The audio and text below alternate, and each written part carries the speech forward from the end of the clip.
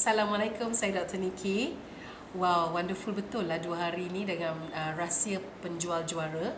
Kali ni kita ada 37 pelajar.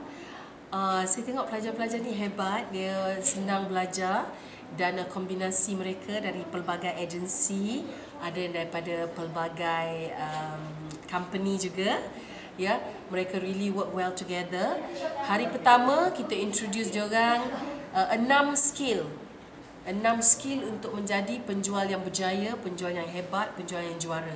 Dan rata-rata saya punya message adalah bagaimana menjadi penjual yang akhirnya mendapat komisen atau untung penjualan RM1 juta setahun, atau lebih.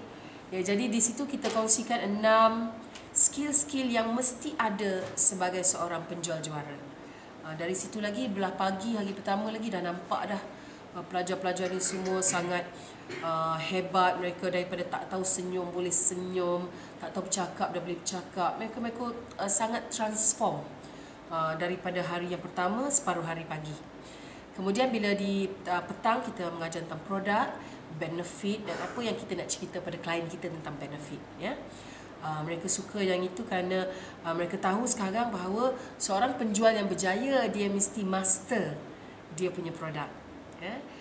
Dan hari kedua sebelah pagi kita ada Nadia, dia mengajar tentang skrip dan bagaimana kita nak menegur siapa prospek-prospek kita, cara yang betul menggunakan skrip-skrip yang betul untuk menunjukkan kita sebagai seorang yang profesional, seorang yang ingin membantu klien kita.